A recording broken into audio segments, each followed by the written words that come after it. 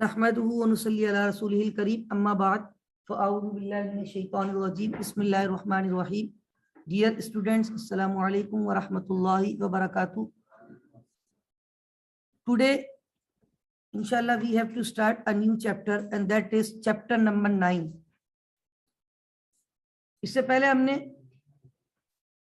Chapter 1, chapter 2, then chapter 6 और कल chapter 7 भी डिस्कस किया। ट्रायल बैलेंस चैप्टर 1 था accounting nature and objectives, chapter 2 था introduction to financial accounting, chapter 6 था double entry and ledger accounting, chapter 7 था trial balance. उसमें फाइनेंशियल स्टेटमेंट भी लिखी हुई है आगे, trial balance and financial statement. लेकिन मैंने आपको बता दिया था कि फाइनेंशियल स्टेटमेंट्स तो जब हम फाइनल अकाउंट्स पढ़ेंगे इंशाल्लाह उस वक्त डिस्कस होंगी। तो अब यहाँ पे जो chapter today we are going to start, this is very important from exams point of view. और एग्जाम में इसका सवाल एमटीक्यूज में भी आता है, यानी मल्टीटास्किंग क्वेश्चंस, और एमसीक्यूज में भी इससे रिलेटेड एमसीक्यूज आएंगे।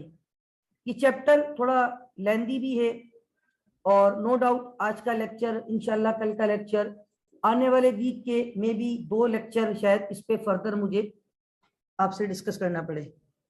लेंदी टॉपिक है, कॉन्सेप्ट इसमें ज्यादा है, इंटरेस्टिंग है। अब आपकी अकाउंटिंग जो है ना, हम अल्हम्दुलिल्लाह ट्रायल बैलेंस के बाद इस पोजीशन पे आ जाते कि हम किसी भी तरफ जा सकते हैं। मतलब मैं चाहता कोई और चैप्टर भी स्टार्ट कर सकता था, लेकिन कंपैरेटिवली ये चैप्टर थोड़ा सा इंटरेस्टिंग भी ज्यादा है। अगर आप इसको सही से पढ़ेंगे, रियल लाइफ चीजें आपको इसमें इंशाल्लाह नजर आएंगी।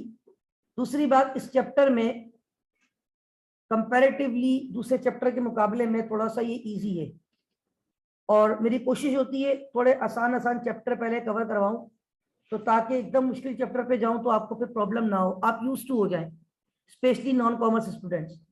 दूसरी बात ये है, इस चैप्टर में अभी मैंने दो दफा आपसे कहा कि बड़ी इंपॉर्टेंट है आपकी एग्जाम्स पॉइंट ऑफ व्यू से, क्योंकि इस एग्जाम में इससे रिलेटेड एमसीक्यूज भी आते हैं प्लस एमटीक्यूज भी आ जाता है। ठीक है, टेंजिबल नॉन करंट एसेट्स। और मैं बार बार कह रहा हूं, अगेन आई रिपीट, जो बच्चे प्रैक्टिस नहीं कर रहे वो प्रैक्टिस पे फोकस करें। खासतौर पे कल सैटरडे है, कल के बाद 4 दिन आपको छुट्टी मिलती है। संडे चलें आप रेस्ट करें, मसला नहीं है, लेकिन मंडे ट्यूसडे वेडनेसडे आप लोगों ने जर्नल लेजर ट्रायल बैलेंस ये बहुत प्रैक्टिस करनी है, क्योंकि ये कॉन्सेप्ट स्ट्रांग होंगे ना, आगे हर टॉपिक में आपको आसानी होगी, वरना हर टॉपिक आपको प्रॉब्लम करेगा। कुछ मैंने क्वेश्चन दिए, कुछ सवाल आप चाहें तो किसी भी मतलब है कि बुक से, आईसीएमई की बुक है, अगर आप कहेंगे तो मैं वो भी फॉरवर्ड कर दूंगा ग्रुप में, वहां से प्रैक्टिस कर लें। फ्रैंकफुट की बुक है मेरे पास, वो फॉरवर्ड कर दूंगा, वहां से प्रैक्टिस कर सकते हैं। इसके अलावा आपके घर में कोई भी आपका भाई बहन कजन रिलेटिव या कोई जानने वाला फर्स्ट ईयर कॉमर्स पढ़ चुका हो, फर्स्ट ईयर कॉमर्स की बुक से प्रैक्टिस कर लें। ये टॉपिक बहुत कॉमन है वहां पे, जर्नल वाला, तो आप लोग प्रैक्टिस नॉन कॉमर्स लाजमी करें ताकि उनको आगे प्रॉब्लम ना हो। Tangible non current asset, now we have to start. इस चैप्टर के नाम पे 3 बातें आपको नजर आ रही हैं। Number 1 tangible, number 2 non current, number 3 asset. And I know कि ये बात ऑलरेडी वी हैव डिस्कस जब हमने चैप्टर 2 पढ़ा था, इंट्रोडक्शन टू फाइनेंशियल अकाउंटिंग। उस वक्त मैंने एसेट को जब डिफाइन किया था तो मैंने कहा था एसेट को 2 हिस्सों में हम क्लासिफाई कर सकते हैं, करंट और नॉन करंट। फिर नॉन करंट को भी 2 हिस्सों में क्लासिफाई करते हैं, टेंजिबल और इनटेंजिबल। तो वहां मैंने ये बताया भी था कि हमारे पास एक चैप्टर है जिसका नाम है टेंजिबल नॉन करंट एसेट, और इसका अगला जो चैप्टर है ना सिलेबस का, चैप्टर 10, वो है इनटेंजिबल नॉन करंट एसेट। तो टेंजिबल नॉन करंट एसेट और इससे रिलेटेड जो चीजें हमें डिस्कस करनी है वो इंशाल्लाह इस टॉपिक में हम डिस्कस करेंगे।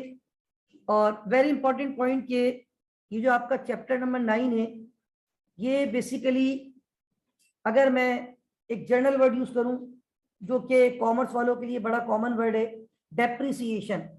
ये बेसिकली डेप्रिसिएशन का चैप्टर है। अब नॉन कॉमर्स वाले शायद थोड़ा सा परेशान हो कि sir what is depreciation.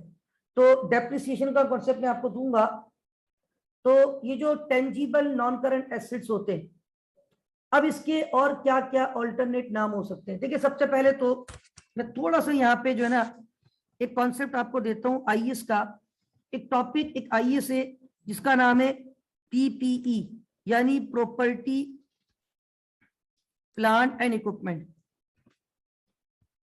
Property plant and equipment.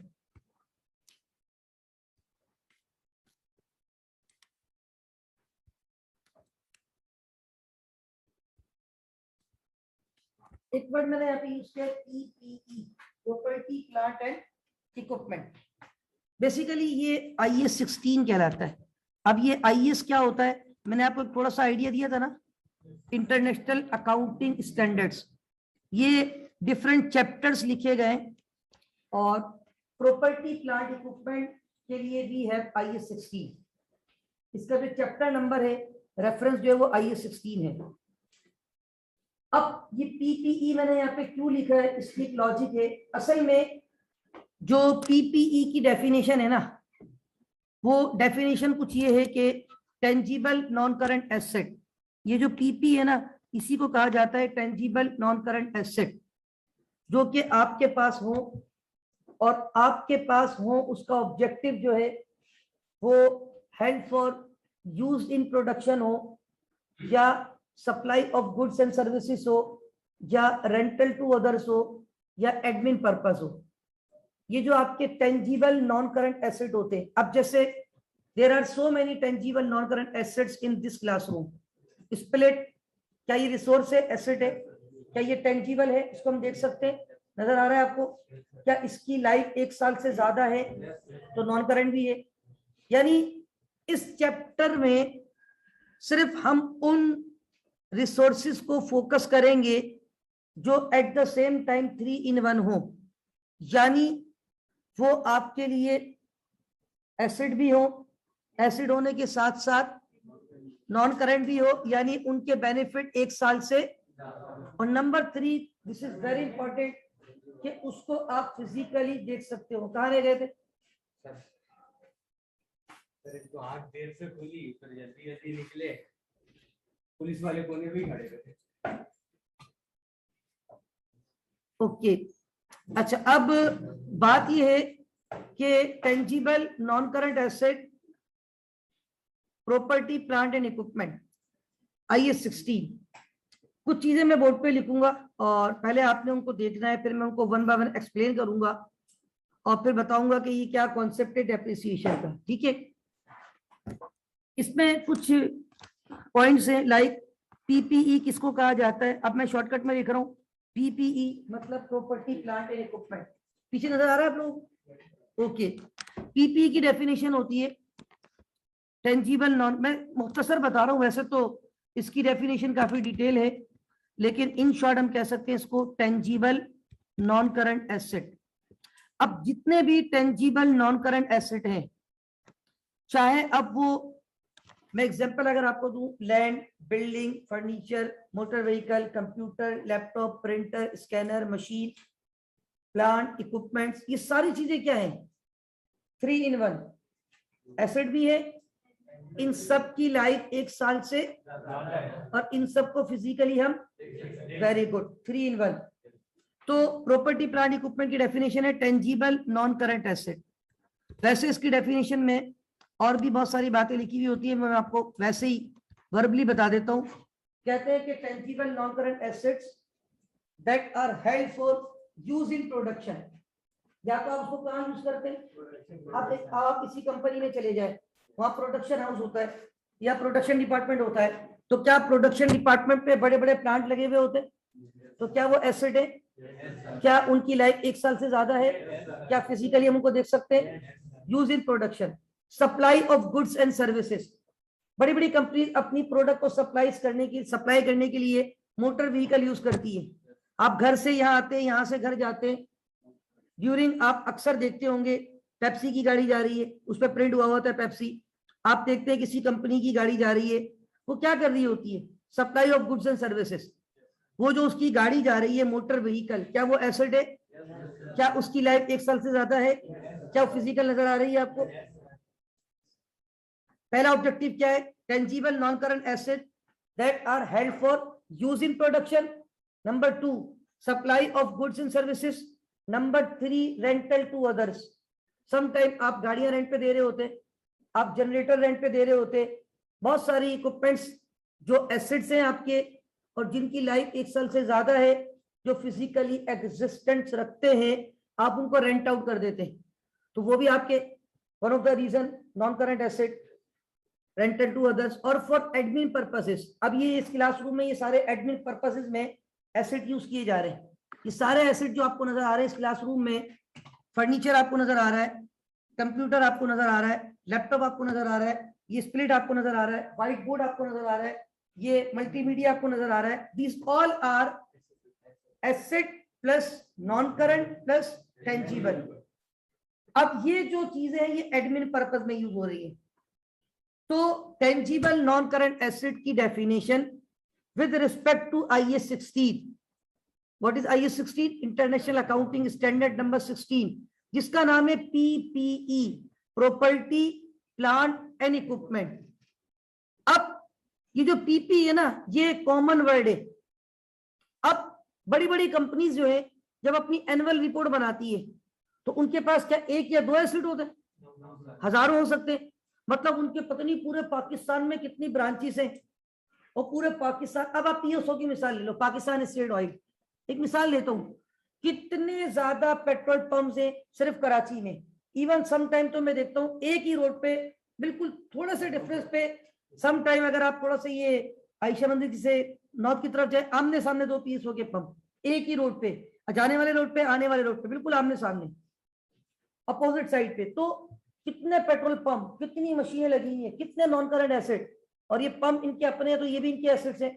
अब आप मुझे बताएं, जब ये एनुअल रिपोर्ट बनाएंगे और इन सारे एसेट को अगर अलग अलग डिफाइन करने लग गए तो कितने सारे पेज भर जाएंगे। तो वहां पे एनुअल रिपोर्ट में जब बैलेंस शीट बनाई जाती है तो बैलेंस शीट पे सिर्फ एक नाम लिखा जाता है और वो नाम होता है प्यारा नाम PPE। Now what is PPE? Property plant and equipment. अब चाहे आपके पास लैंड हो, बिल्डिंग हो, फर्नीचर हो, कंप्यूटर हो, लैपटॉप हो, प्रिंटर हो, स्कैनर हो, मशीन हो, मोटर व्हीकल हो, दिस ऑल आर, इनका सिंगल वर्ड क्या नाम है? अब जैसे मैं देखता हूँ इस क्लास में शाहनवाज भी बैठे हुए हैं, आकिब भी बैठे हुए हैं, अरीब बैठे हुए हैं, आयशा इज देयर, मतलब आप सबके नाम अलग अलग है। लेकिन मैं जब आपको मैसेज करता हूँ मैं कहता हूँ डियर स्टूडेंट्स, आप लोग कॉमनली क्या है? स्टूडेंट्स। टीचर आपको तस्कीन फातिमा भी पढ़ा रही है, आपको सर सबाब भी पढ़ा रहे हैं, गुलाम मुस्तफा पढ़ा रहे हैं, लेकिन हम फैकल्टीज, कॉमन एक नाम। तो बड़ी बड़ी कंपनी, दुनिया की बड़ी से बड़ी कंपनी भी बैलेंस शीट बनाती है ना, और ये मैंडेटरी हर साल बनती है, चाहे PSO, नेस्ले हो, यूनिलीवर हो, स्टेट बैंक हो, कोई भी कंपनी हो, कोई भी ऑर्गेनाइजेशन हो, बैलेंस शीट पे अपने सारे एसेट सिर्फ एक नाम से दिखाती है। क्या नाम लिखती है? और जब बैलेंस शीट बनाना सिखाऊंगा ना मैं आपको, और जो रूल्स है बैलेंस शीट बनाने के, एनुअल रिपोर्ट का पार्ट होता है बैलेंस शीट, उसमें सबसे पहले एसेट आते हैं, और एसेट में सबसे पहले नॉन करंट एसेट आते हैं, बाद में करंट एसेट। वो जो बीकॉम में आप लोग पढ़ के आते हैं ना, या ICOM में, वो गलत आपको पढ़ाया जाता है कि करंट एसेट पहले आते हैं, कैश पहले आता है, ये सब रिवर्स है, कैश सबसे आखिर में आता है। तो सबसे पहले नॉन करंट एसेट आते हैं। किसी भी कंपनी की बैलेंस शीट अभी आप कहेंगे, मैं आपके सामने डाउनलोड करके आपको दिखा सकता हूँ, किसी भी कंपनी की वेबसाइट पे जाओ, उसकी बैलेंस शीट डाउनलोड करके दिखाऊं तो आपको सबसे पहले उसने क्या दिखा होगा? एसेट, और एसेट में नॉन करंट, और उसने नॉन करंट में नाम क्या यूज किया होगा? PPE। अब उसमें जितने भी पूरे पाकिस्तान में उसके ऑफिस के नॉन करंट एसेट है ना, उन सब की फाइनल वैल्यू प्लस करके आंसर दिखा दिया होगा, और उसकी एक कैलकुलेशन उसने आगे शो कर दी होगी कि ये मेरे एसेट्स है, इनकी ये वैल्यूज है, फाइनल वैल्यू जो आपको बैलेंस शीट पे नजर आ रही है। तो land, building, property, plant, equipment, machine, इस टॉपिक में हमसे यही डिस्कस करेंगे। तो क्या कहा जाता है उसको? PPE। Is that clear? Okay. अच्छा, अब उसमें कुछ फर्दर कॉन्सेप्ट्स हैं जो मैं यहाँ पे लिख रहा हूँ वन बाय वन। और सबसे पहले cost, which is very important. अब ये कुछ चीजें मैं सब लिखने के बाद फिर आपको एक्सप्लेन करूंगा कॉस्ट क्या होती है।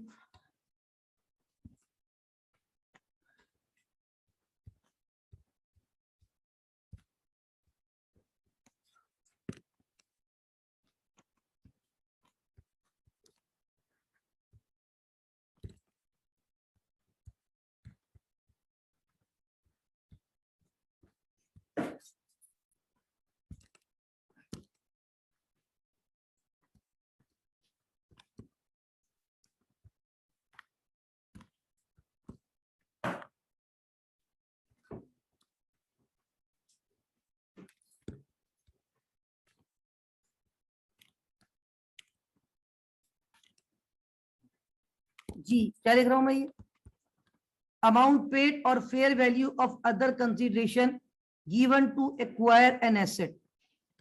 अब ये की टर्म्स हैं इस टॉपिक की, जो मैं पहले यहाँ पे कुछ लिख रहा हूं और फिर वन बाय वन सबको एक्सप्लेन करूंगा, ठीक है। उसके बाद आता है सैल्वेज वैल्यू, उसको स्क्रैप वैल्यू भी कहते हैं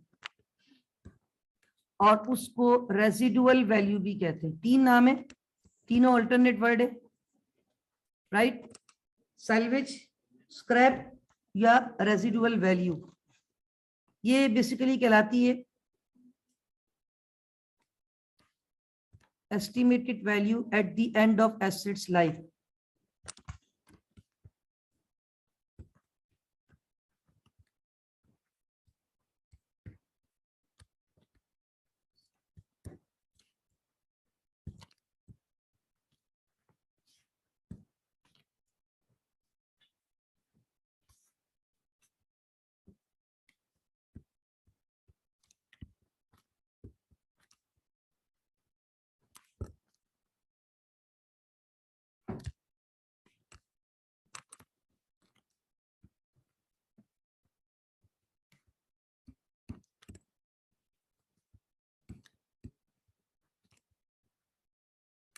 Next is estimated useful life.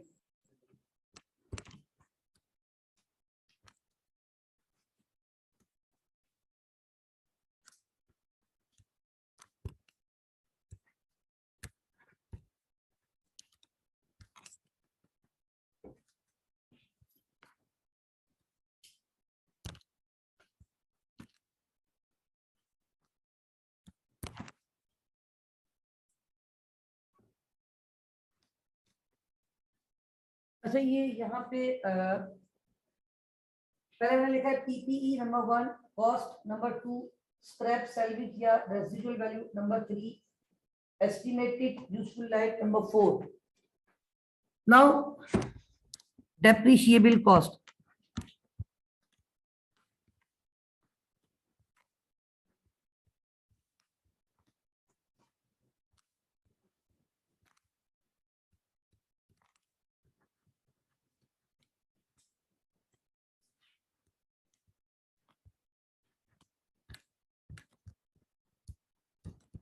Cost less scrap value, salvage value या residual value. Now can anyone tell me what is depreciation? क्या होता है depreciation? बेसिकली होता क्या है? एक चीज लेते हैं उसको इस्तेमाल करते हैं हाँ और फिर जो उसमें कॉस्ट निकलती है अच्छा अच्छा अच्छा अच्छा भाई ये कहते हैं कि सर एक चीज खरीदते हैं उसको इस्तेमाल करते हैं और उसमें जो कॉस्ट निकलती है खर्चा होता है वो डेप्रिसिएशन है। ये नहीं है असल में। देखिए डेप्रिसिएशन इसकी एक अपनी डेफिनेशन है और उसको इंशाल्लाह हम डिस्कस करते हैं अभी। But first of all we have to discuss के व्हाट इज डेप्रिशिएबल कॉस्ट या व्हाट इज डेप्रिसिएशन।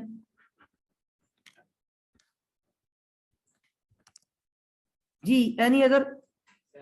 जी अच्छा अच्छा इन्होंने कहा कि decrease in the value of fixed asset. असल में ये डिफरेंट चीजें हम कहते हैं, ठीक है, ऑलमोस्ट कॉन्सेप्ट यही होता है, लेकिन इसकी जो एक्चुअल डेफिनेशन है ना असल में अभी मैं आपको इंशाल्लाह एक्सप्लेन करता हूं। पहले मैं डेफिनेशन लिख दूं।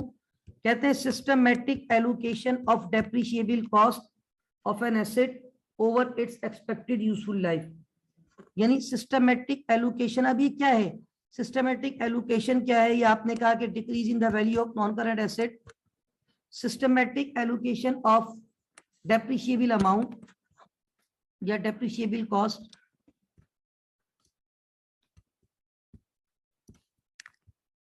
of an asset over its expected useful life.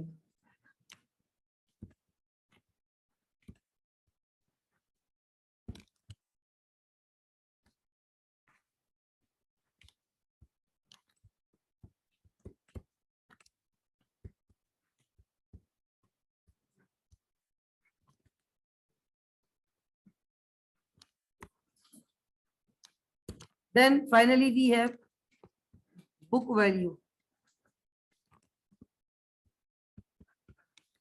that is cost minus accumulated depreciation.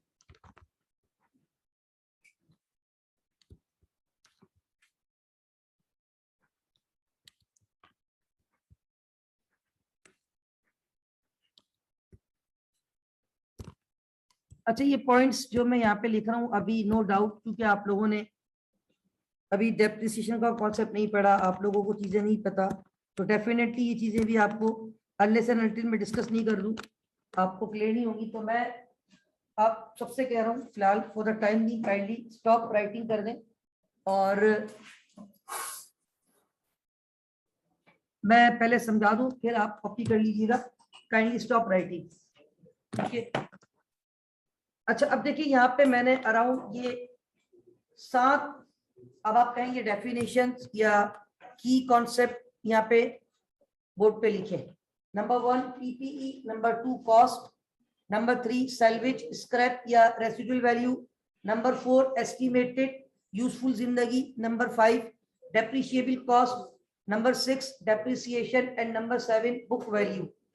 असल में अब हमने ये देखना है कि अगर एक नॉन करंट एसेट हमने खरीदना है तो हाउ टू कैलकुलेट कॉस्ट, उसकी कॉस्ट कैसे निकाली जाएगी। फर्स्ट ऑफ ऑल देखिए, सबसे पहले तो property plant equipment. Now what is property plant equipment. अब मैं यहाँ पे जो ना एक छोटी सी डायग्राम बनाऊंगा और मैं कोशिश करूंगा उस डायग्राम के थ्रू आपको ये सारे के सारे कॉन्सेप्ट जो है ना वो एक्सप्लेन करूं।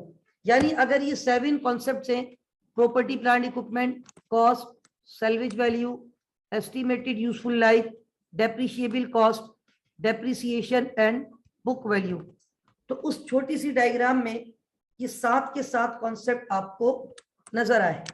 अब फॉर एग्जांपल सबसे पहला वर्ड यहाँ पे क्या लिखा हुआ है, पीपीई। अब मैं एज्यूम करता हूं कि फॉर एग्जांपल आपने एक एसेट खरीदा और ये आपका एसेट है जिसका नाम है PPE, property plant and equipment, ठीक है। ये सपोज करें कि एक मशीन है, एक इक्विपमेंट है और ये इसका लेआउट है और ये इसके जो है वो स्विच यहाँ पे मौजूद है,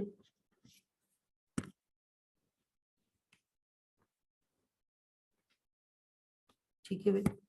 बस ये डायरेक्ट पावर ऑन हो जाता है यहाँ से, ये एक मशीन है, राइट। ये एक एसेट है, एक मशीन है, एक प्लांट है जिसका नाम क्या है, PPE, property plant and equipment. अच्छा ये बताएं, ये प्रॉपर्टी प्लांट इक्विपमेंट क्या आपने फ्री में खरीदा या आपने पैसे खर्च किए? अच्छा, जो आपने पैसे खर्च किए उसको बोलते हैं कॉस्ट। क्या कहते हैं? कॉस्ट। अब ये जो पीपी है ना, इसको क्या कहेंगे? क्या ये टेंजिबल नॉन करंट एसेट है?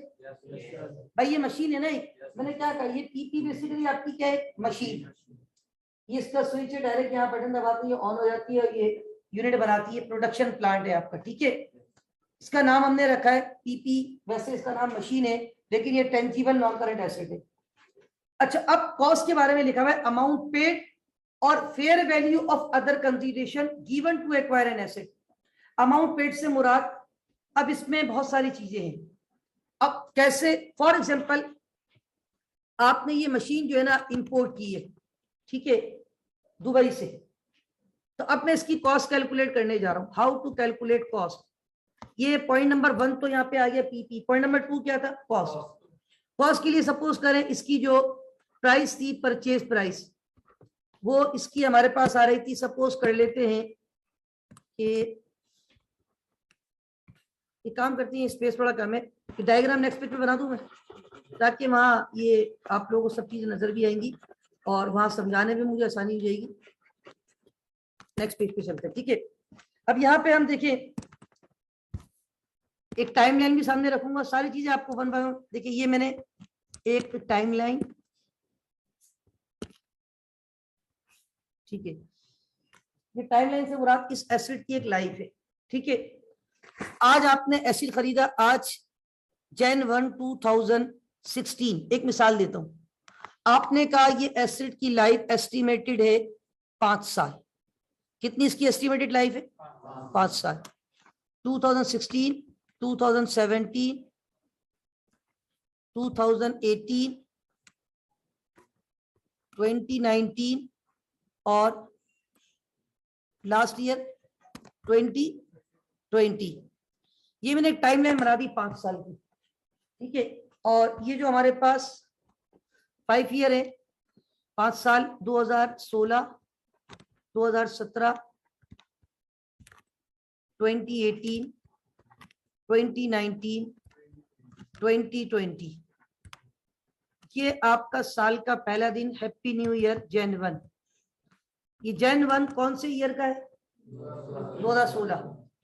सपोज करें ABC company purchase a non current asset, purchase a machine, purchase a plant at a cost of rupees, suppose कर लेते हैं 2 मिलियन, 20 लाख रुपए।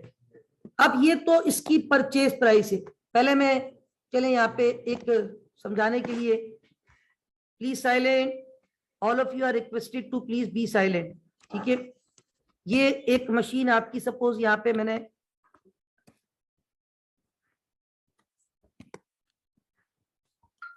और ये जो है इसके स्विच है, ठीक है भाई। ये एक मशीन है और इस मशीन को हम क्या नाम देंगे? ये क्या है आपके लिए? Property plant equipment. कौन सी डेट पे आपने परचेज किया है? अच्छा, अब इसकी जब आपने परचेजिंग की है तो आपको इसकी क्या पता होनी चाहिए? Cost. Now how to calculate cost? Cost की कैलकुलेशन में बहुत सारी चीजें हैं। फर्स्ट हम देखेंगे कि भाई ये हमने कितने की खरीदी, परचेज प्राइस क्या थी, ठीक है। तो मैंने यहाँ पे लिख दिया, सपोज करें परचेज या जो भी आपकी लिस्ट प्राइस कहते हैं उसको, इनवाइस प्राइस भी कहते हैं, या जो भी आपकी प्राइस है, लिस्ट प्राइस सपोज करें, ठीक है। लिस्ट प्राइस है आपके पास इसकी 2 मिलियन। 2 मिलियन समझते, 20 लाख रुपए। 2 मिलियन में 6 जीरो आते, 20 लाख रुपए। हम बात कर रहे हैं रुपीस में, ठीक है। अच्छा, सपोज करें ये आपने दुबई से इंपोर्ट कर दी है और 20 लाख रुपए की लिस्ट प्राइस आ रही थी। आपने कैटलॉग प्राइस चेक की।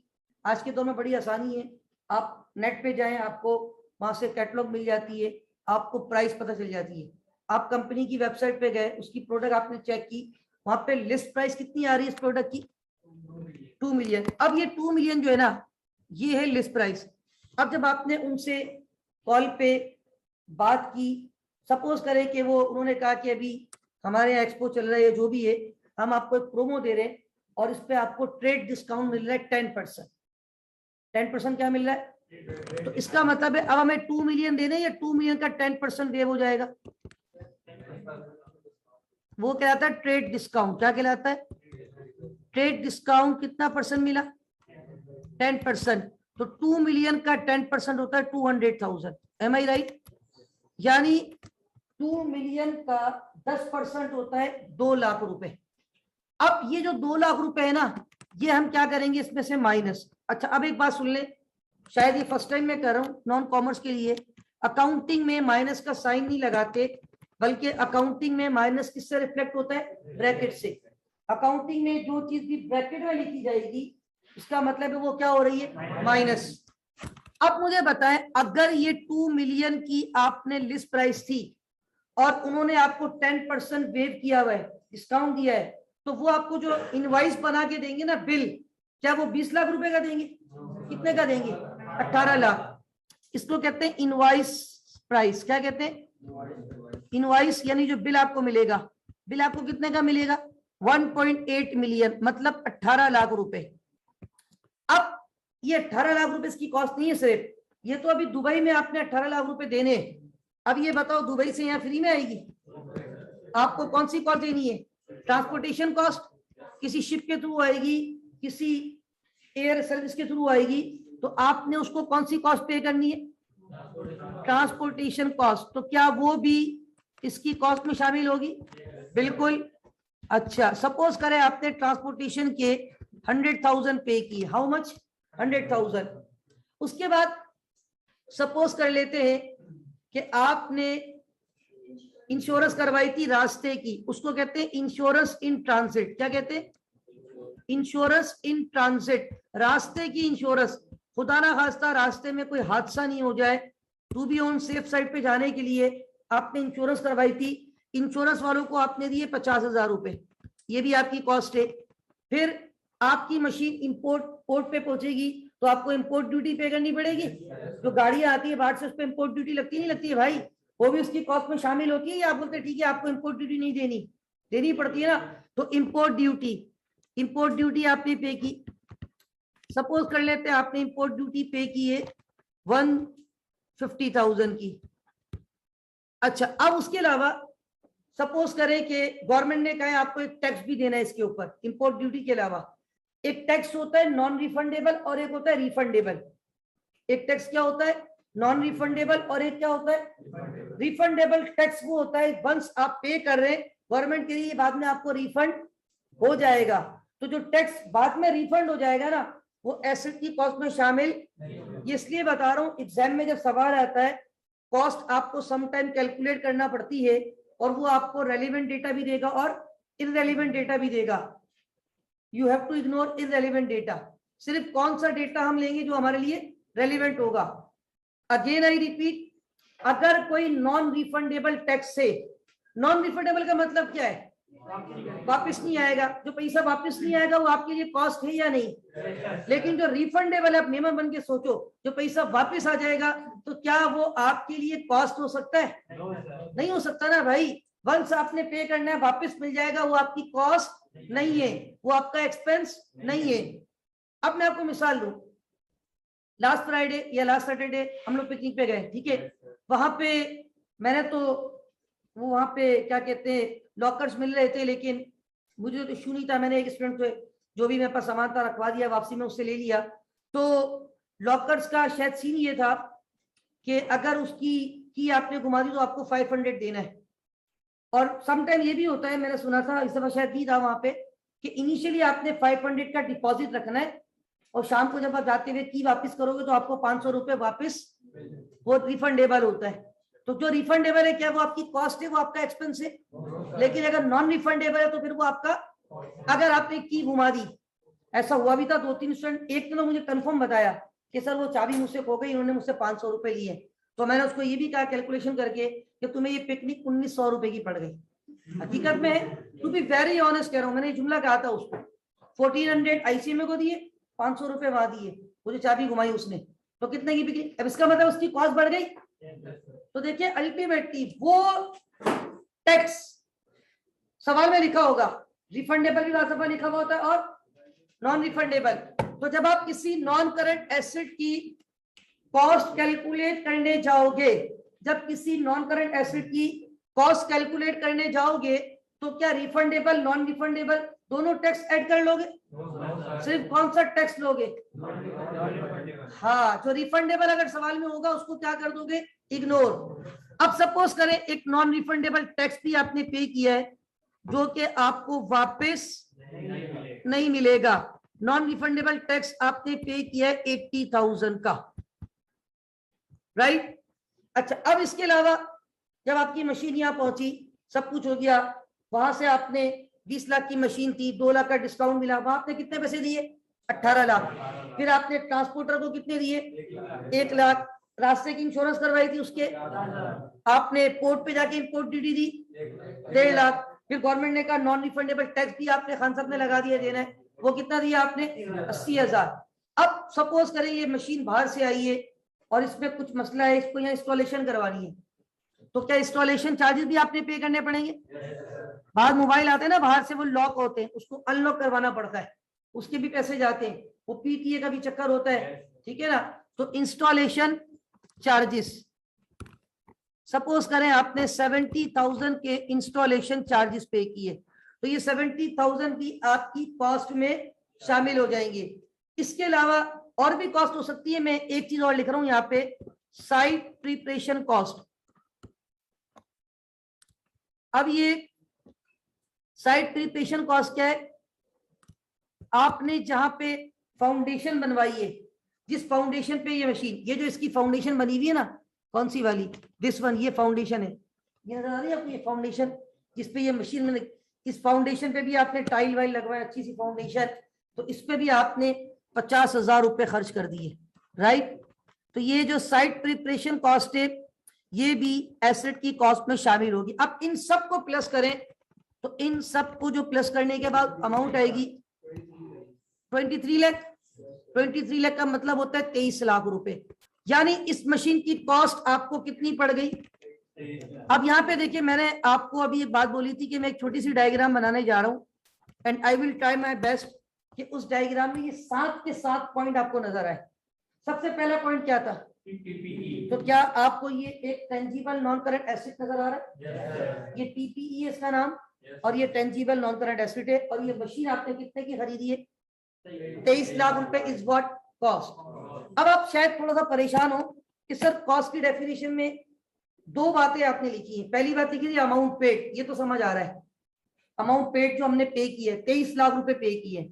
और करके आपने लिखा था fair value of other consideration given, ये पूरा एक जुमला है, ये जो है ना यहां तक, fair value of other consideration given.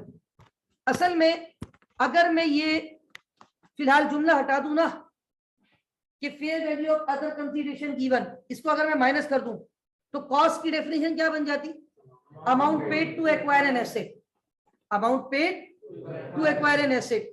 और उसके अंदर ये भी आता है कि जो डायरेक्टली एट्रीब्यूटेबल एक्सपेंस हो, ये जो मैंने ऐड किए ना सारे, installation charges, transportation cost, insurance in transit, site preparation charges, import duty, non refundable tax etcetera, ये सारी डायरेक्टली एट्रीब्यूटेबल कॉस्ट है। ये सब मैंने पे किया है amount paid to acquire an asset. फिर आप बोलेंगे सर ये बीच में जुमला क्या था कि fair value of other consideration given to acquire an asset. असल में ये तो मैंने आपको काफी मतलब कॉम्प्लिकेटेड या कॉम्प्रिहेंसिव एग्जांपल दी, हर एसेट इतने टिपिकल प्रोसेस से गुजर के नहीं आता। अब मैं आपको मिसाल देता हूँ, ये लैपटॉप मेरा एक यहाँ पे रखा हुआ है, शायद आपको नजर आ रहा हो, ठीक है ना, ये वाला लैपटॉप है, ठीक है। ये मैंने बहुत टाइम पहले लिया था, ये मैंने तकरीबन कोई 6-7 साल हो गए होंगे मेरे, ठीक है। तो मुझे अच्छी तरह याद है जब मैं ये लैपटॉप लेने गया था ना मार्केट में, मेरे पास एक पुराना लैपटॉप था और वो बहुत ही मतलब लो लेवल का नहीं, तो बिल्कुल हल्का सा लैपटॉप, जिसकी स्पीड भी कम होती है, जिसपे ज्यादा आप सॉफ्टवेयर और कुछ भी नहीं चला सकते, और बिल्कुल हल्का सा था। बहरहाल मैं सदर मार्केट में गया और मैंने उसी दुकानदार को आई थिंक वो लैपटॉप दे के ये लैपटॉप ले लिया था। वो लैपटॉप उसने 3,000 रुपए का लिया था, इसके उसने मुझसे 7,000 रुपए लिए थे। तो क्या मैं लोगों को ये कहता हूँ ये मैंने 7,000 का लिया? नहीं, 10,000 का। आज तक मैं यही बताता हूँ ये मैंने 10,000 का लिया, हालांकि मैंने 10,000 रुपए तो नहीं दिए, मैंने कितने पैसे दिए थे? लेकिन amount paid 7,000 and fair value of other consideration given, वो जो मैंने अदर कंसिडरेशन दिए ना उसकी फेयर वैल्यू भी मेरी कॉस्ट में शामिल होती है। फेयर वैल्यू क्या होती है? Market value. और मैंने चेक कर लिया था उस लैपटॉप की मार्केट वैल्यू कितनी थी? 3,000 रुपए थी। शायद मैंने 2-4 दुकानदार को पहले दिखाया था और हर बंदा कितनी वैल्यू उसकी फाइनल लगा रहा था? 3,000 रुपए। इसका मतलब मैंने कहा यार इसके पास मेरी मतलब की चीज मिल रही है तो क्यों ना मैं इसी से सौदा कर लूं। इसको मैं 3,000 में ये देके और 7,000 रुपए ऊपर देके, यानी ये लैपटॉप मुझे कितने का पड़ गया? तो fair value of other consideration given to acquire an asset. भाई अक्सर आप लोग करते हैं, आप लोग मोबाइल मार्केट जाते हैं, आपके पास पुराना मोबाइल है, आपने वहां जाके कहा कि ठीक है ये बेचना है, उसने कहा ठीक है नया कौन सा खरीदना है, आपने बोला फलाना मोबाइल चाहिए, उसने कहा आपका मोबाइल 5,000 का बिकेगा, मतलब मैं 5,000 का खरीदूंगा और जो आपको खरीदना है वो मोबाइल है 30,000 का। तो क्या आप उसको 30,000 रुपए देकर आओगे? 25,000 रुपए देकर आओगे? क्या लोगों को ये बताओगे ये 25,000 का खरीदा है? तो 30,000 का तो क्या खुदा ना खास्ता आप झूठ बोल रहे? नहीं, असल में जो आपने अदर एसेट दिया है ना, हाजा मौजूद इन दी कॉस्ट ऑफ एसेट, वो भी आपकी कॉस्ट ऑफ एसेट का पार्ट है। Is that clear? तो ये पॉइंट अब क्लियर हो गया। अमाउंट पेड, क्योंकि सवाल ऐसे भी आते हैं पेपर में। एक सवाल मैं आपको करवाऊंगा, वो उसमें लिखा हुआ है कि एक बंदे को जो है ना जमीन खरीदनी थी। अब जमीन क्या है? Land, tangible non current asset. और वो किसी ट्रांसपोर्ट कंपनी का सवाल है, उस पर लिखा हुआ है फराज ट्रांसपोर्ट कंपनी, पास पेपर का कोई सवाल है। तो उसमें जो है ना उसने कहा कि वो फराज भाई के पास पुराने ट्रक मौजूद है। ट्रांसपोर्ट कंपनी वालों के पास ट्रक बहुत सारे होते, ठीक है। वो पुराने ट्रक मार्केट में तकरीबन 1,47,000 के बिक रहे थे, फेयर मार्केट वैल्यू थी।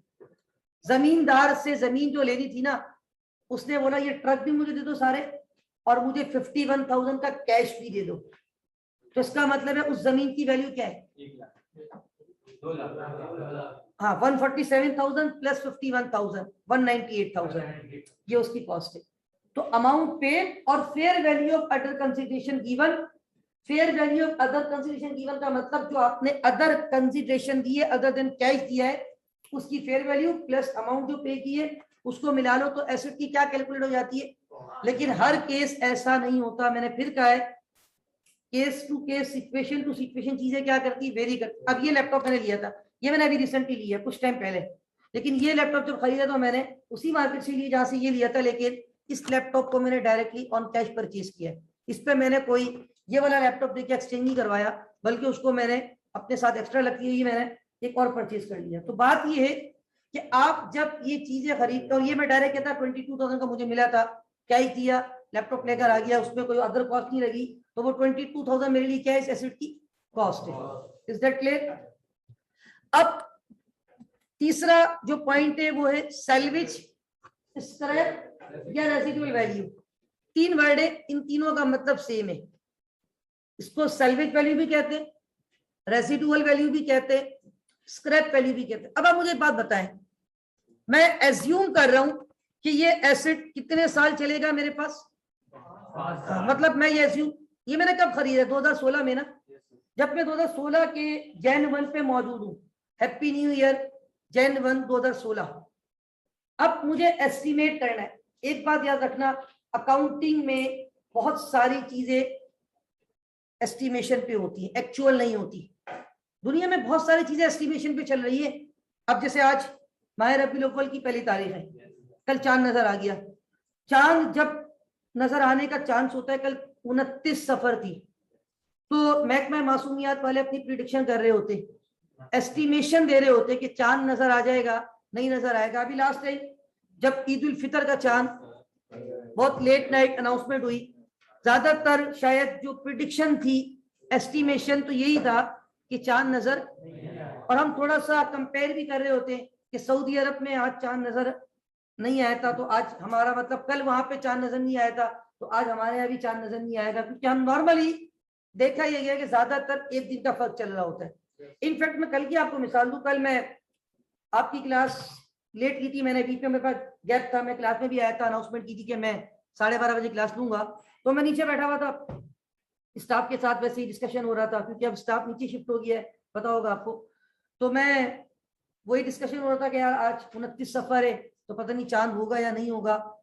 तो मैंने कहा एक मिनट में जरा चेक करता हूँ। मैंने वो यूट्यूब पे जाके मक्का चैनल लगाया, लाइव आ रहा होता है, मदीना चैनल लगाया, तो वहां डेट आ रही थी 1 रबीउल अव्वल कल। इसका मतलब है वहां कल पहली हो गई थी। तो मैंने कहा यार अब मुझे लग रहा है कि हमारे यहाँ भी आज चांद, अब वो एस्टिमेशन है ना, लेकिन बात 2 दिन का फर्क भी चला है, ऐसा भी होता है। लेकिन एस्टिमेशन, इंसान बहुत सारी चीजों को क्या कर रहा होता है, एस्टिमेट कर रहा होता है। तो भाई अल्लाह ताला ने इंसान को इल्म अता किया है, तो इंसान अल्लाह ताला के इल्म जो अल्लाह ताला ने अता किया है उसको सामने रखते हुए फ्यूचर की बहुत सारी चीजें क्या कर रहा होता है, एस्टिमेट। आप लोग पेपर देके आते ना, तो आप लोग एस्टिमेट कर रहे होते मेरा पेपर ऐसा हुआ, मेरे इतने नंबर आ जाएंगे, सोचते ना आप लोग अपने रिजल्ट को पहले से एस्टिमेट करते हो। ठीक है, आईसीएमए के तो भी आपने अटेम्प्ट दी नहीं है, थोड़ी सी अटेम्प्ट देंगे तो आपको इंशाल्लाह यहाँ का भी अंदाजा हो जाएगा। तो पेपर के बाद आपको एस्टिमेशन होता है कि आपका रिजल्ट क्या आने वाला है।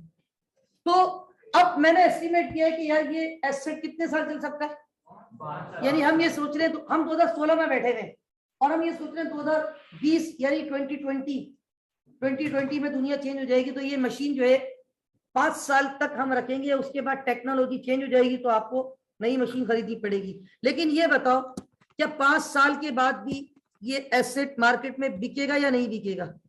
देखिए कचरा भी बिकता है, याद रखिए। अभी मैंने कहा ना, मेरे पास वो लैपटॉप था जो बिल्कुल ही लो वैल्यू का था और बिल्कुल भी मतलब बस गुजारे लायक था, बस ऐसे ही था, मैंने वैसे उसको रखा हुआ था, वो भी कितने का बिक गया था मार्केट में, 3000 का। Something is better than nothing. तो ये जो एसेट है, इधर देखिएगा, आफ्टर 5 ईयर, 5 साल के बाद ये एसेट दोबारा मैंने यहाँ पे बना दिया, जिसका नाम है पीपीई। तो क्या 5 साल के बाद कुछ ना कुछ वैल्यू आपको ये देके जाएगा या नहीं देके जाएगा। लेकिन एक बात ये है कि आफ्टर 5 ईयर उसकी जो कंडीशन है वो शायद थोड़ी सी, देखिए ऐसे ही इसके बटन हल्के हो जाएंगे, ये थोड़ा सा जो है वो यहाँ पे ये देखेंगे, ये थोड़ा सा मैंने इसको, ये देखिए 5 साल के बाद, वो 5 साल कितना फ्रेश है, और 5 साल के बाद उसकी कंडीशन आप देखिए थोड़ी सी, और बटन देखिए, बटन मोबाइल के बिल्कुल हमारे ऐसे हो जाते हैं बाज़ दफा। अब तो वो मोबाइल नॉर्मली टच स्क्रीन आते, पहले जो आते थे मोबाइल 5 साल के बाद उसका जो कीपैड है वो एकदम बात दफा नंबर भी नजर नहीं आ रहा। तो देखिए आफ्टर 5 ईयर, अब जैसे मेरा ये पुराना लैपटॉप है, ये जगह जगह से डैमेज हो चुका है, कुछ इसकी एक आध कीज है वो शायद काम भी नहीं करती कीबोर्ड की।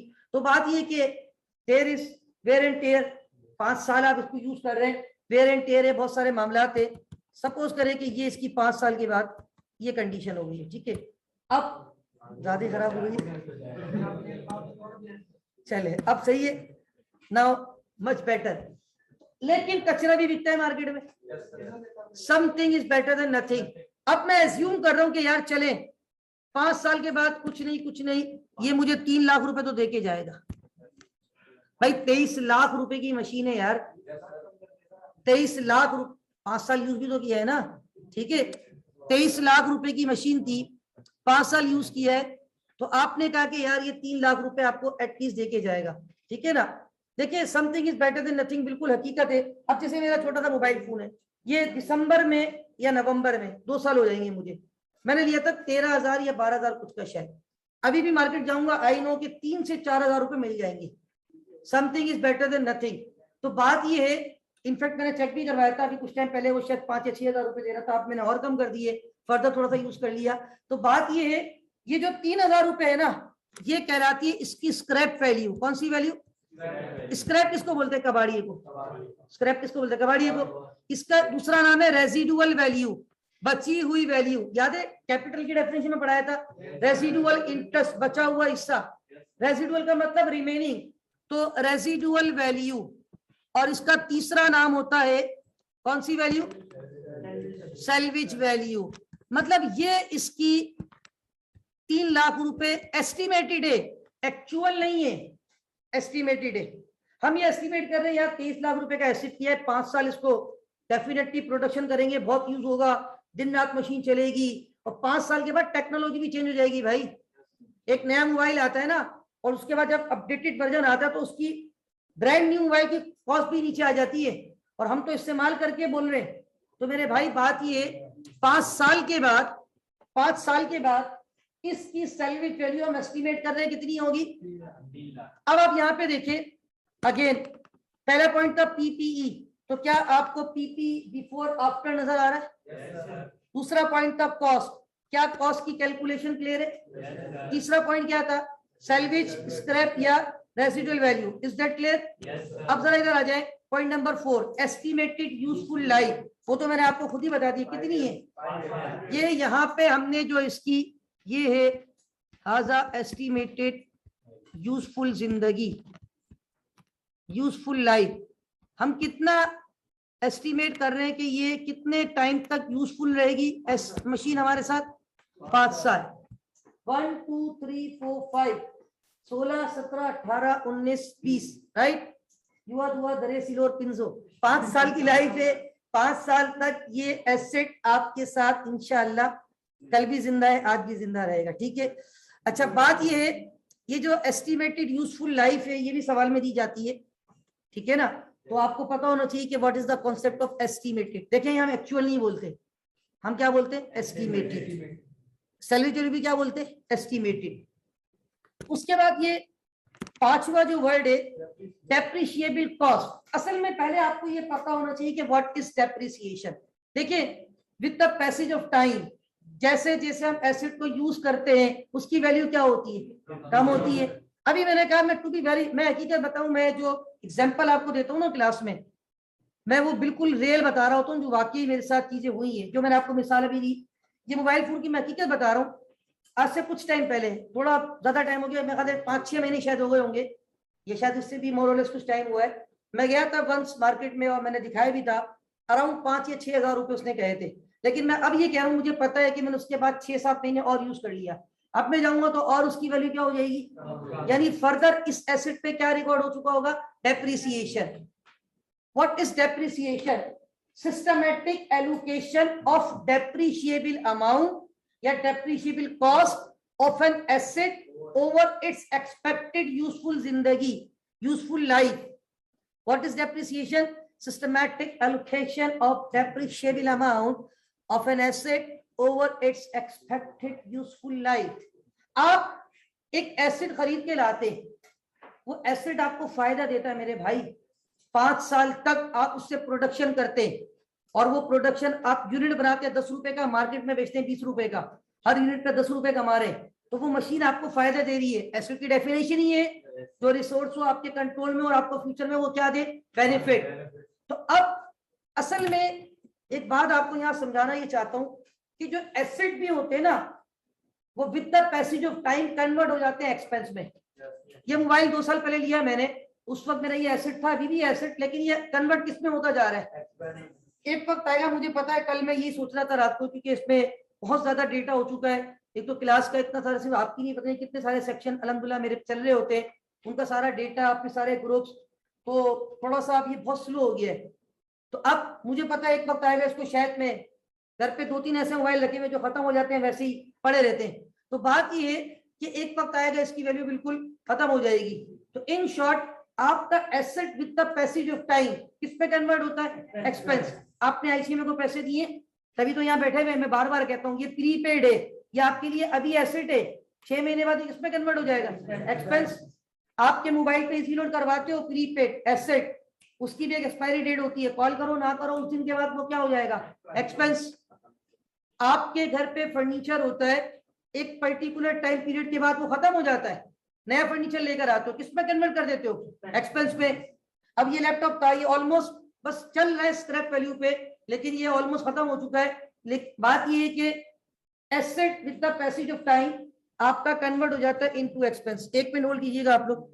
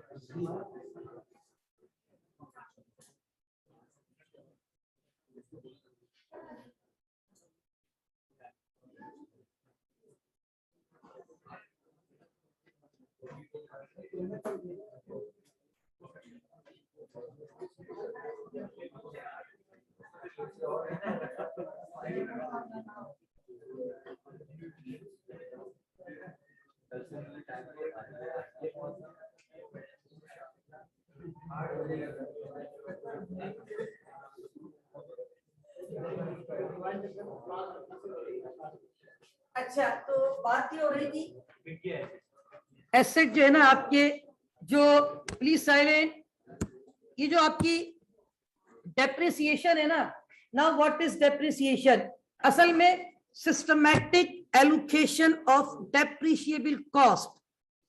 आप एक एसिड खरीद के लाते हो, वो एसिड आपका इनिशियली एसिड है, लेकिन with the passage of time वो किस में कन्वर्ट हो रहा होता है, एक्सपेंस में। और उस एक्सपेंस को अगर वो टेंजिबल नॉन करंट एसिड है तो अकाउंटिंग की शरीयत डेप्रिसिएशन एक्सपेंस का नाम देती है। क्या नाम देती है? अब यहां पे मैंने एक डेफिनेशन मिस करके अगली डेफिनेशन पे गया था। कौन सी डेफिनेशन मिस की थी फिलहाल? Depreciable cost. Now what is depreciable cost? Cost less salvage value. देखिए आप अगेन थोड़ा सा ना मेमन बना करें। ये देखिए आज आप सोच रहे कि आपकी कॉस्ट कितनी लगी है, इधर देखिए प्लीज, ये आपने एसिड कितने का खरीदा है?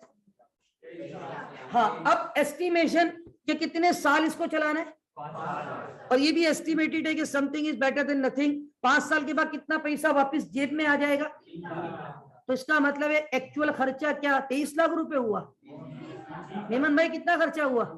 20 लाख ना भाई। 3 लाख तो सर वापसी आ जाएंगे ना, जो पैसा वापस आएगा सर वो थोड़ी एक्सपेंस है। 3 लाख का तो बिक जाएगा इंशाल्लाह। तो एक्चुअल एक्सपेंस कितने का होगा, 23 लाख या 20 लाख? 20 लाख। डेप्रिशिएबल कॉस्ट वो कॉस्ट जो किसके तौर पे रिकॉर्ड की जाएगी, डेप्रिसिएशन के तौर पे। Now what is depreciation? By nature this is your expense.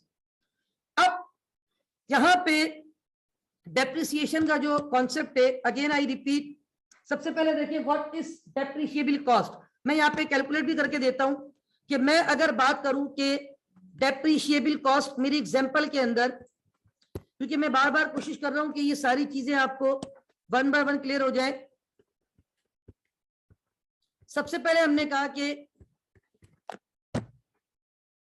PP क्या है, ये आपके सामने दोनों कंडीशन बिफोर और आफ्टर। उसके बाद कॉस्ट पूरी कैलकुलेशन सिखा दी। उसके बाद सैल्वेज वैल्यू, वो वैल्यू जो उसकी end of useful life estimate हम कर रहे हैं। एस्टिमेटेड यूजफुल लाइफ इस कंडीशन में कितनी है? एस्टिमेटेड यूजफुल लाइफ कितनी है?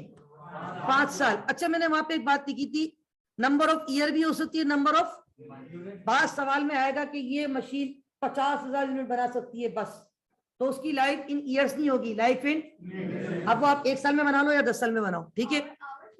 आवर्स भी होते हैं, वो सब एक्टिविटी बेस्ड कहलाते हैं, ठीक है। अच्छा, उसके बाद अगला जो पॉइंट था वो था आपके पास एस्टिमेटेड लाइफ बता दी। Depreciable cost, cost less scrap value, क्या फार्मूला है? Cost less. अब मुझे बताएं आपकी कॉस्ट कितनी है? कॉस्ट 23 लाख। हम एस्टिमेट कर रहे हैं कितने का बिक जाएगा 5 साल के बाद? तो ये 3 लाख रुपए जेब में वापस आ जाएंगे। तो एक्चुअल खर्चा कितना हुआ? यानी एक्चुअल कॉस्ट हो गई 20 lakh. This is DC. What is DC? Depreciable cost. अब ये 20 लाख रुपए का खर्चा क्या 1 साल में खर्चा दिखा दूं सारा? ये एसिड का फायदा 1 साल है या 5 साल है? तो इस खर्चे को कितने साल पे डिवाइड करूंगा?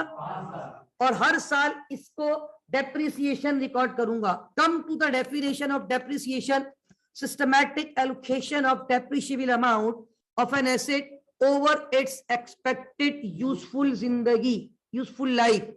अच्छा, अब यहां देखिए, मैं आपको आसानी के लिए इसके नंबरिंग कर रहा हूं। ये मेरे 7 में से पॉइंट नंबर 1 था। क्या था point number 1? PP. Point number 2 क्या था? पॉइंट नंबर 3 क्या था? ये रहा सैल्वेज वैल्यू। पॉइंट नंबर 4 क्या था? पॉइंट नंबर 5 क्या लिखा था? Now point number 6 depreciation. अब इधर देखिएगा, पॉइंट नंबर 6 डेप्रिसिएशन। और अभी मैंने 2-3 दफा कहा है, मैं शॉर्टकट में लिख रहा हूं, स्पेस थोड़ा कम है यहाँ पे। ये लिखा है डेप एक्स, यानी डेप्रिसिएशन एक्सपेंस। डेप्रिसिएशन की नेचर क्या है? एक्सपेंस। अब एक सवाल ये आएगा कि sir how to calculate depreciation. तो there are different ways to calculate depreciation. 4-5 तरीके आप लोगों को 5 पढ़ाए जाते हैं। यहां मैं 4-5 डिस्कस करूंगा तरीके जो पेपर में आते भी है। सबसे पहला तरीका होता है स्ट्रेट लाइन मेथड, सिराते मुस्तकीम मेथड। सबसे पहला मेथड होता है स्ट्रेट लाइन मेथड। एक होता है डिमिनिशिंग बैलेंस मेथड। 1 बाय 1 सारे पढ़ाऊंगा, आज एक पढ़ाऊंगा, कल दूसरा। तो ये हम सारे मेथड सवाल में आपको बता देंगे कि कौन से मेथड से आपने डेप्रिसिएशन को कैलकुलेट करना है। उसका एक फार्मूला होता है। तो हम एज्यूम कर रहे हैं कि ये कंपनी यूज करती है सिराते मुस्तकीम मेथड, यानी जिसको हम कहते हैं straight line method.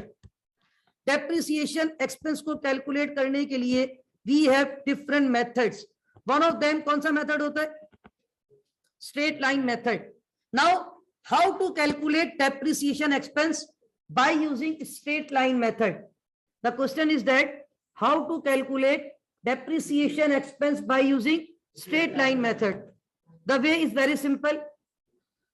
Depreciation expense is equal to cost minus salvage value divided by useful life. Cost minus salvage value divided by useful life या divided by estimated useful life. Space कम है, बस मैं शॉर्टकट लिख रहा हूं। This is the way to calculate depreciation expense under which method? या this is the way to calculate depreciation expense under सिराते मुस्तकीम मेथड। और ये वाला मेथड बहुत ज्यादा कॉमनली एग्जामिनर आपसे एग्जामिन करता है। इसको मैंने एक बॉक्स में पैक कर दिया। तो ये एक फार्मूला है, ये किस चीज को कैलकुलेट करने का फार्मूला है? अब आ जाए आपकी मशीन पे, और ये होता है पर ईयर। ये डेप्रिसिएशन एक्सपेंस है पर ईयर, 1 साल का। पर एनम भी कहते हैं, पर ईयर भी कहते हैं, 1 साल का। अब देखिए, मैं अगर डेप्रिसिएशन एक्सपेंस की कैलकुलेशन करूं यहां पे, can you tell me cost how much is that? Very good, 23 lakh, 2.3 million. Can anyone tell me salvage value? 300,000. Can you tell me estimated useful life?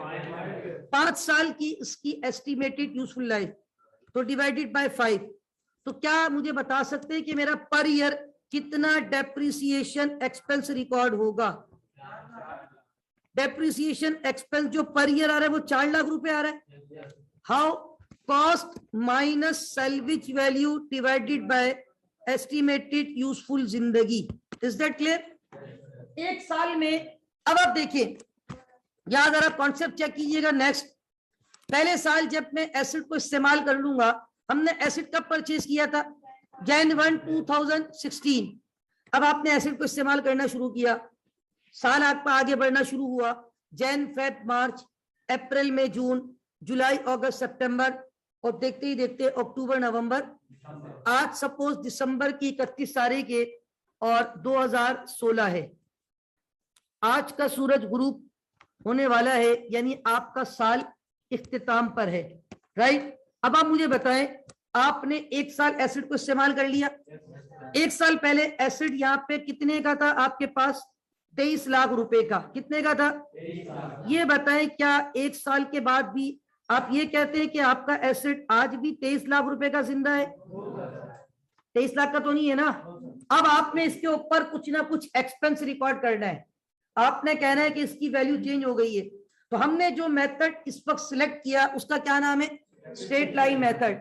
और स्ट्रेट लाइन मेथड पे हमने जो calculation की, तो पहले साल कितना डेप्रिसिएशन आया? अब इधर देखिए, ये 4 लाख रुपए से वैल्यू बढ़ जाएगी या कम हो जाएगी? इस्तेमाल किया है ना, माइनस ब्रैकेट। अब मुझे बताए 23 लाख माइनस 4 लाख, क्या आंसर आएगा? आज मेरे एसिड की वैल्यू कितनी हो गई? This is known as book value, BV, book value. What is this? Book value. ये है पॉइंट नंबर 7। मैंने वहां जो बातें लिखी थी ना, पॉइंट नंबर 7 क्या था? Book value. How to calculate book value? Cost less accumulated. Accumulated का मतलब जमाशुदा। अब आप देखिए, ये तो एक साल हुआ है। अब अगले साल फिर, क्योंकि सिराते मुस्तकीम मेथड हमने सिलेक्ट किया है, वरना हर साल डेप्रिसिएशन सेम नहीं होता, डेप्रिसिएशन का आंसर चेंज भी होगा। लेकिन अभी हमने कौन सा मेथड सिलेक्ट किया है? स्ट्रेट लाइन मेथड में हर साल डेप्रिसिएशन स्ट्रेट रहता है, सिराते मुस्तकीम, यानी हर साल सेम रहेगा। हर साल कितना कैलकुलेट होगा? 4 लाख। अब 23 लाख रुपए पहले साल के पहले दिन, पहले साल के एंड पे 23 लाख माइनस 4 लाख, कितने की बच गई? 19 लाख रुपए। इस बार बुक वैल्यू, ये पॉइंट नंबर 7 था, 6 मैंने नीचे कैलकुलेट किया है। 19 लाख रुपए is what? Book value after 1 year. फिर अगले साल 4 लाख का डेप्रिसिएशन किया, कितना बच गया? 15 लाख रुपए 2 साल के बाद की बुक वैल्यू। अच्छा, उसके बाद फिर आपने कितना तीसरे साल डेप्रिशिएट किया? 4 लाख। अब कितनी बुक वैल्यू बच गई? 11 लाख। फिर आपने मजीद चौथे साल कितना डेप्रिसिएशन रिकॉर्ड किया? 4 लाख। तो आपकी वैल्यू कितनी बच गई? 7 लाख। फिर आपने लास्ट ईयर फर्दर कितना डेप्रिसिएशन रिकॉर्ड किया? 4 लाख। तो आज की क्या वैल्यू आ गई? 3 लाख रुपए इसकी सैलरी वैल्यू, 3 लाख रुपए इसकी स्क्रैप वैल्यू, 3 लाख रुपए इसकी रेसिडुअल वैल्यू। तो this is the concept of depreciation, this is the concept of property plant equipment topic. Is that clear? Any objection? तो ये सारे पॉइंट्स मैंने कोशिश की यहाँ पे 1 बाय 1। ये 7 बातें जो है ना, ये बहुत इंपॉर्टेंट है इस टॉपिक के हवाले से। और एक बात याद रखना, मैंने आपको एक बात बताई थी, शायद आपको याद हो, कि खर्चे जो है ना 2 किस्म के होते हैं, कैपिटल एक्सपेंडिचर और रेवेन्यू एक्सपेंडिचर। कैपिटल एक्सपेंडिचर उन एक्सपेंडिचर को कहा जाता है जिसके बेनिफिट 1 साल से ज्यादा होते हैं। अब आप मुझे बताएं, आपने गाड़ी खरीदी, is this your capital expenditure और रेवेन्यू? मैंने ये लैपटॉप खरीदा, इज दिस कैपिटल एक्सपेंडिचर और रेवेन्यू? कैपिटल। तो याद रखिए, कैपिटल एक्सपेंडिचर मतलब वो एक्सपेंस जिसके फायदे 1 साल से, तो जैसे जैसे उससे फायदा लेते रहेंगे, उसकी एसेट की कॉस्ट को किसमें कन्वर्ट करते रहेंगे? एक्सपेंस में। अब मैं आपसे एक सवाल पूछता हूं, सर आप ये बताएं, व्हाट इज दिस? यहाँ पे ये एसेट पड़ा हुआ है, व्हाट इज दिस? इसको आप क्या कहते हैं? चेयर। ये कहते हैं इसको चेयर। क्या सही है? बिल्कुल सही है। अब सुने, आप इसको चाहे तो चेयर बोले, कोई मसला नहीं है। आप चाहे तो इसको एसिड बोले, नो इशू। आप चाहे तो इसको नॉन करंट एसिड बोले, नो इशू। आप चाहे तो इसको टेंजिबल नॉन करंट एसेट बोले, नो इशू। आप चाहे तो इसको फर्नीचर बोले, नो इशू। आप चाहे तो इसको कैपिटल एक्सपेंडिचर बोले, this is your capital expenditure. और आखिरी और सबसे प्यारा नाम, इसका नाम है PPE, क्योंकि पी से प्यार, पी से प्यारा पाकिस्तान, पी से PPE, तो इसका प्यारा नाम क्या है? Property plant equipment. यानी यहाँ जितने भी टेंजिबल नॉन करंट एसेट है उनका एक ही नाम है, और क्या नाम है? PPE, property plant and equipment. Is that clear? Any question? Non commerce कोई सवाल किसी का? डेप्रिसिएशन का कॉन्सेप्ट समझ आया? How to calculate depreciation, what is the concept of depreciation, what is depreciable amount, how to calculate book value, how to calculate cost, what is the concept of scrap value? Is that clear? Yes, sir. Any question? हाँ, land वो वाहिद fix asset है जो depreciate नहीं होती, rather than वो appreciate होती है, उसकी वैल्यू वो सिखाऊंगा इंशाल्लाह, वो भी देखेंगे। अदर देन लैंड भी एक बात और सुन ले, बिल्डिंग के ऊपर डेप्रिसिएशन रिकॉर्ड होता है, बिल्डिंग में वेयर एंड टेयर होती है, बिल्डिंग में रिनोवेशन भी करवाते हैं कुछ टाइम के बाद। तो याद रखें, लैंड अकाउंटिंग की शरीयत में वो वाहिद फिक्स एसेट है जिसपे आप depreciation record, other than land जो भी एसेट आएगा वो आपको बताया जाएगा, और उस पर हम क्या कैलकुलेट करेंगे? डेप्रिसिएशन। तो एक चीज ध्यान में रखिए कि इसमें कुछ एसेट ऐसे भी हैं जिनकी वैल्यू बढ़ भी जाती है, उसको भी, गाड़ियों की वैल्यू भी बढ़ जाती है, बिल्कुल सही कह रहे हैं, और भी बहुत सारे एसेट्स हैं। तो इंशाल्लाह वो भी हमारे सिलेबस में आधा मौजूद, उसको भी इंशाल्लाह हम डिस्कस करेंगे। तो भाई चलें आगे चलें।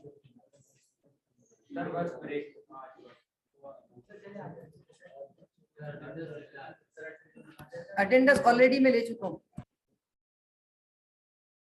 ओके स्टूडेंट्स, कल हम टॉपिक पढ़ रहे थे ट्रायल बैलेंस, और ट्रायल बैलेंस को हमने कल डिस्कस भी किया, हमने ट्रायल बैलेंस बनाया। तो हमने ट्रायल बैलेंस किसकी मदद से बनाया? हमने क्या देखा था? लेजर। लेजर किसको सामने रख के बनाया था? जर्नल को।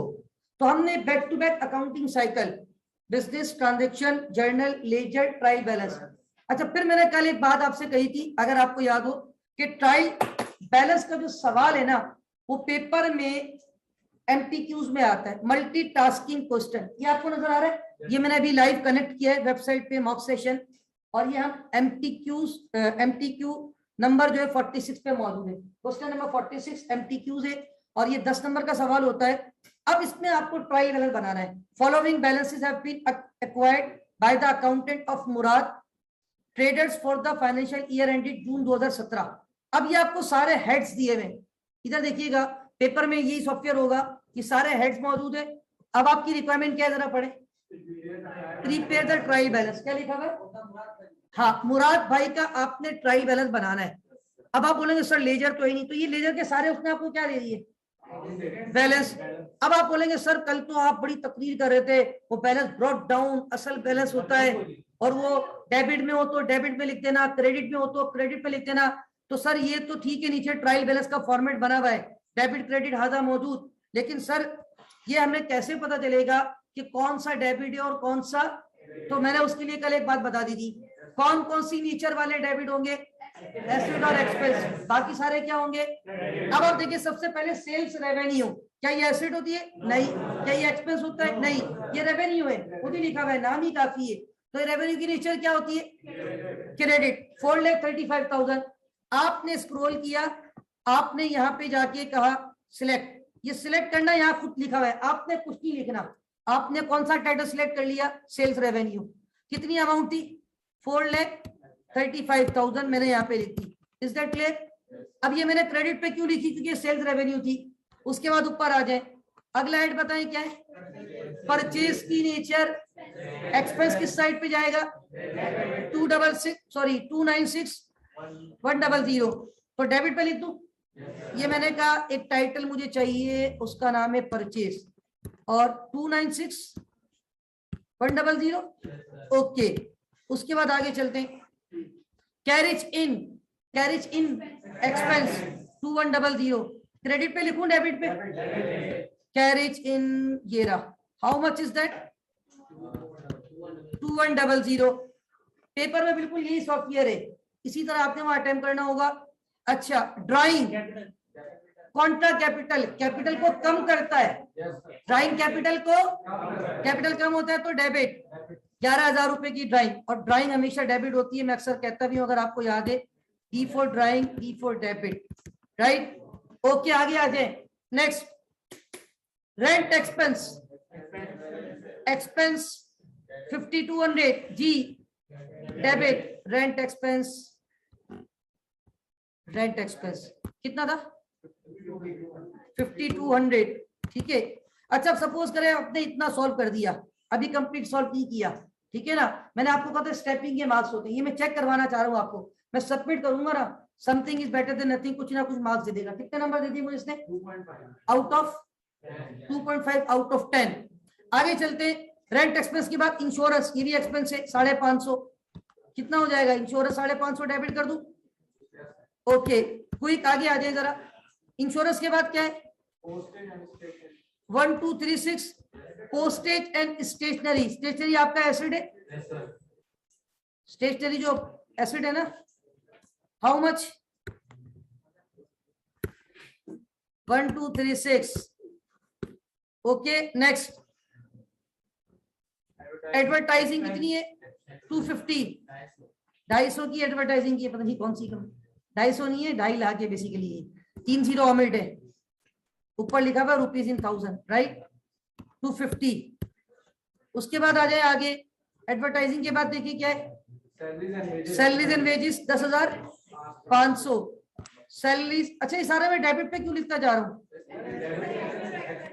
सारे अभी तक क्या आ रहे हैं मेरे पास, 10,000 ने 500, ऐसे ही है। Is that clear, okay. Next है हमारे पास बैड डेट एक्सपेंस 400, नाम ही काफी एक्सपेंस है, आजा bad debt expense 400। Next, allowance for doubtful debt 400। अच्छा, ये अलाउंस फॉर डाउटफुल डेट का मतलब होता है, डेट कहते हैं कर्जा, किसको बोलते हैं, अब आपने जिसको कर्जा दिया ना वो डाउटफुल हो गया, the number you have dialled is not responding at the moment, please try later, आपके मिलाए हुए सारे पे अपना number, something is going to be wrong, आपको लग रहा है ये पैसा आपका, अब ये पैसा डाउटफुल हो गया, तो एसिड बढ़ रहा है या एसिड कम हो रहा है, वेरी गुड, एसिड कम होगा तो अलाउंस फॉर डाउटफुल डेट, जो कर्जा दिया हुआ था ना वो मशकूक हो गया है, डाउटफुल हो गया है, ठीक है, फातिया पढ़ ले, इसको क्रेडिट कर दे। अकाउंट रिसीवेबल 5.44, हाजा एसेट, अकाउंट रिसीवेबल एसेट है ना भाई, कुल्लू मालूम, ओके। ऊपर आ जाए please, accounts payable 3600, accounts payable पता है ना, अकाउंट्स पेबल कितना था,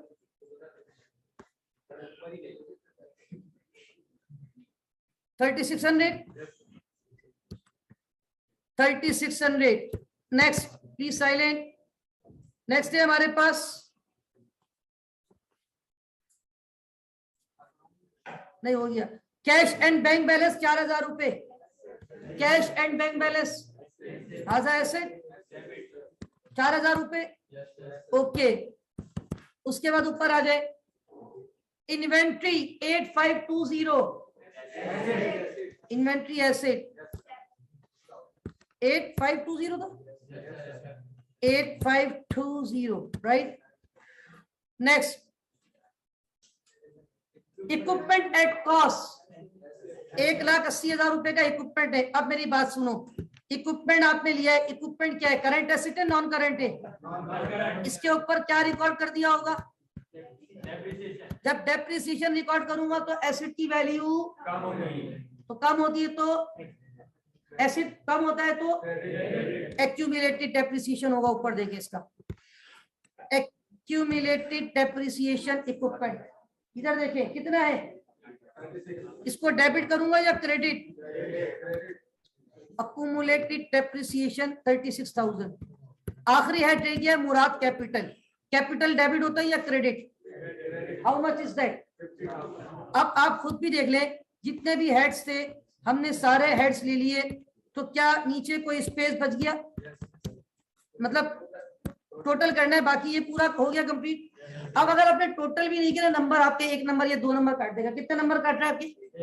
9 नंबर दे रहे हैं, क्योंकि आपने टोटल नहीं किया। अब आप टोटल करें, टोटल कर दें। पहले डेबिट साइड क्या कर दें, ये सारे है डेबिट वाले सारे प्लेस करो क्विक जी। समझ आ रही है? ये हम ट्रायल बैलेंस मॉक सेशन का बना रहे हैं, राइट। एक दो क्लास के बाद डेप्रिसिएशन भी कराऊंगा मॉक सेशन का इंशाल्लाह।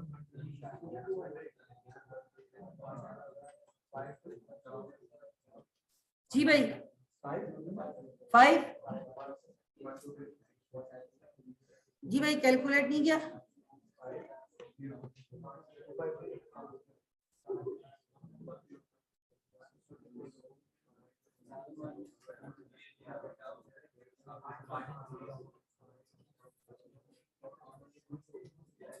जी भाई how much is that?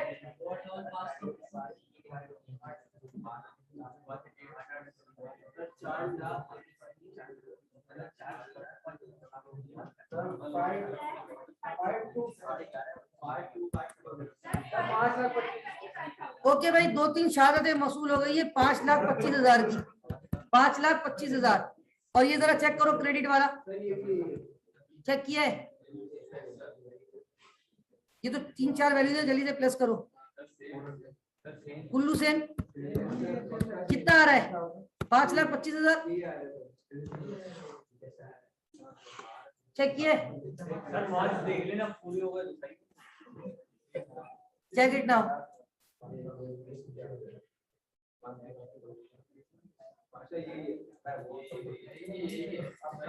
Check करें, कर लिया Bilal? How much? 5,25,000 Shahnawaz. Okay lock कर दूं? 10 आउट ऑफ 10। तो देखिए बात ये है कि ये जो पेपर में भी ट्रायल बैलेंस आ जाता है, बड़ा आसान सवाल होता है। नहीं पेपर में नंबर नहीं बताएगा उसमें, ठीक है भाई। Okay student, with this that's all for today. अल्लाह हाफिज व नासिर, पाकिस्तान जिंदाबाद।